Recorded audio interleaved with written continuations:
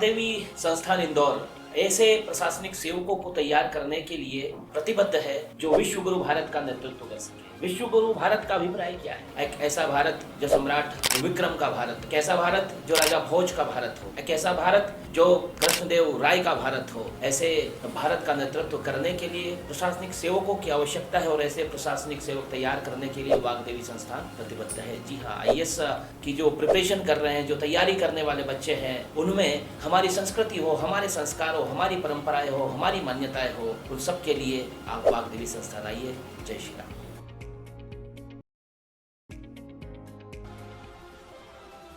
रतलाम जिले के कालूखड़ा में श्री भूतेश्वर महादेव मंदिर प्रांगण में प्रधानमंत्री नरेंद्र मोदी व मुख्यमंत्री शिवराज सिंह चौहान के सपने को साकार करते हुए महर्षि पतंजलि संस्कृत संस्थान के अध्यक्ष भरत बैरागी कैबिनेट मंत्री द्वारा लगातार ग्रामीण अंचलों में योग यात्रा निकाली जा रही है। आज योग यात्रा कालूखड़ा से शुरू हुई, जो कंसेर, चिपिया, नौलखा, आयना, बाराखेड़ा से होते हुए सुजापुरा में योग यात्रा का समापन होगा। कालूखड़ा में यात्रा के दौरान सभी अतिथियों ने अपने उद्बोधन दिए। साथ ही छात्र छात्राओं को परीक्षा में अच्छे अंक लाने पर सम्मानित किया गया।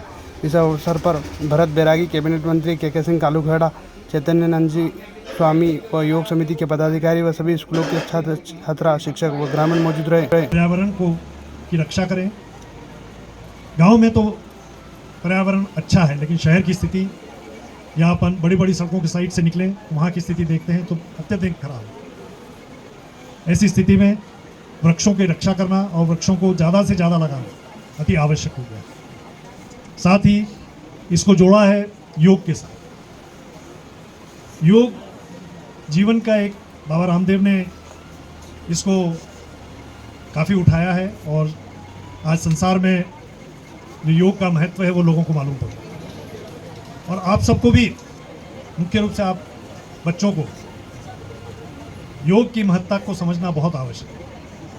अपने जीवन को अगर अपने नियंत्रण में रखना है तो योग अपनाना हो। और योग के लिए कोई समय निर्धारित नहीं है, यानी समय का से अर्थ है मेरा कितने समय करना है, ये निर्धारित नहीं है। 4-5 प्राणायाम की प्रक्रिया है, 4-5 आसन अगर आप कर लें तो मुश्किल से 20 या आधा घंटा लगेगा। लेकिन अगर ये प्रतिदिन अपने जीवन में अपना लेते हैं तो निश्चित रूप से आपका जीवन सफल होगा। मैं आप सबसे अनुरोध करूंगा कि योग को अपनाएं। कर्मसु कौशलम, अपने प्रत्येक कर्म में कुशलता प्राप्त हो।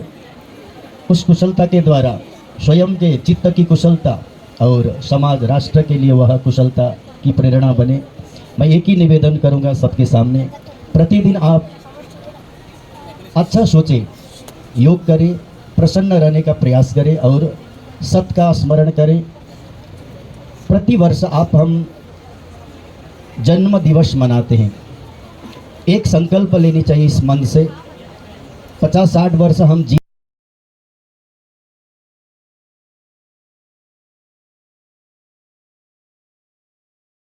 जिएंगे तो कम से कम प्रति वर्ष जन्मदिन के दिन एक वृक्ष लगाने का संकल्प ले ले, तो वैसे ही भारत भूमि हरा भरा हो जाएगा। बच्चों से भी निवेदन करूं, प्रति वर्ष हैप्पी बर्थडे मनाते हैं, जन्मदिन मनाते ही हो, आप केक काटने की अपेक्षा एक वृक्ष लगा। जब तक हम तपेंगे नहीं ना, तब तक चमकेंगे नहीं। एक बात ध्यान रखना, जीवन में सूरज जैसा चमकना है। सूरज की जो चमक दिख रही है ना, वो चमक उतने ही वो जलता है। जब जलता है तभी चमकता है। सोना जब तक आग में नहीं तपेगा उसकी चमक नहीं आएगी। और हमारा भी शरीर ऐसा होना चाहिए, कठोर वज्र जैसा, लोहे जैसा, कि हाँ मैं वीरांगना हूँ, मैं लक्ष्मीबाई, सावित्री, गीता, गार्गी, गायत्री की वंशज हूँ। ऐसा मेरा शरीर है। कोई छोटी सी एक गर्मी लगने से मैं कोई पिघल नहीं जाऊंगी। ये हमारे अंदर रहना चाहिए, तब जाके हम अपने लक्ष्य को प्राप्त करेंगे। योग और जीवन में एक बात ध्यान रखना, ये योग क्या है? योग हमें बनाने की एक प्रक्रिया है। यम नियम से आरंभ होकर मोक्ष की अवधारणा अगर किसी ने की तो वो हमारे ऋषियों ने की है। सर्वे भवन्तु सुखिनः की कामना करने वाले हम हैं। सर्वे भवन्तु सुखिनः, सर्वे सन्तु निरामया, सभी के आरोग्य की चिंता करने वाले हम हैं। और हमारे ही पूर्वजों ने कहा है, कोई भी दुखी नहीं हो, मैं किसी को दुखी नहीं देखूं, यह है योग। और योग घटाता नहीं, योग जोड़ता है। 4 और 4 कितने होते हैं? किसी ने देखा है 4 और 4 0 हो जाए? तो ये योग है और योग जोड़ने का काम करता है। और माननीय प्रधानमंत्री जी ने योग को विश्व में स्थापित करके 192 देश आज योग कर रहे हैं। तो हमारा अपना, हमारे खुद, आपको अगर अपने जीवन में कुछ बनना है तो सबसे पहले यम नियम आरंभ करिए। मुझे अगर बनना है तो मैं अपने नियमों पर और अनुशासन का पालन करता हुआ अपने जीवन में अपने लक्ष्य को प्राप्त करूंगा। आप 11वीं 12वीं 9वीं 10वीं के छात्र हैं यहाँ, ये समय निकल जाएगा, लेकिन आपने अपने माता पिता के सपनों को साकार करने के लिए क्या किया है, आपने खुद को बनाने के लिए क्या किया है? तो सबसे पहला कोई सोपान है, कोई सीढ़ी है तो वो है योग। और योग आपको एकाग्रता देगा, आपको अनुशासन देगा, आप में चरित्र देगा, आप में धैर्य देगा, और उस धैर्य के कारण आप अपने लक्ष्य को प्राप्त करेंगे। समाज और राष्ट्र के प्रति समर्पित होकर इस राष्ट्र के लिए काम करेंगे, क्योंकि ये जीवन कीड़े मकोड़े की तरह नहीं है, खाया पिया और मर गए, ये जीवन हमारा नहीं है। हम भारत में जन्मे हैं और फिर मानव योनि में प्राप्त हुए हैं। तो हमारा परम कर्तव्य होता है कि हमने जो समाज से लिया वो समाज को पुनः दे, क्योंकि सूरज हमें रोशनी देता है, नदियां हमें जल देती है, पेड़ हमें फल देते हैं, वायु देते हैं, हम क्या देते हैं? तो जीवन में अगर ये पेड़ हमारे बाप दादाओं ने रोपा है तो जीवन में एक पेड़ में रोपूंगा और उसका पालक मित्र बन करके उसको आत्मनिर्भर करूंगा। ये मेरा प्रकृति के लिए उपहार होगा। तो आप सब एक एक पेड़ रोप सकते हैं क्या? ये वचन दिया, उसका मित्र बनेंगे। बेस्ट फ्रेंड अगर कोई होगा तो वो मेरा वृक्ष होगा, वो पौधा होगा, और मैं उसको एक अच्छे मित्र की भांति उसकी चिंता करूंगा, करूंगी। विश्व आशा भरी नजरों से देख रहा है। उस भारत को हमें आदर्श भारत बनाना है, सपनों का भारत बनाना है, सशक्त भारत बनाना है, समृद्ध भारत बनाना है। तो वो कालू खेड़ा से आरंभ होगा, वो कालू खेड़ा से उसकी बयार आएगी।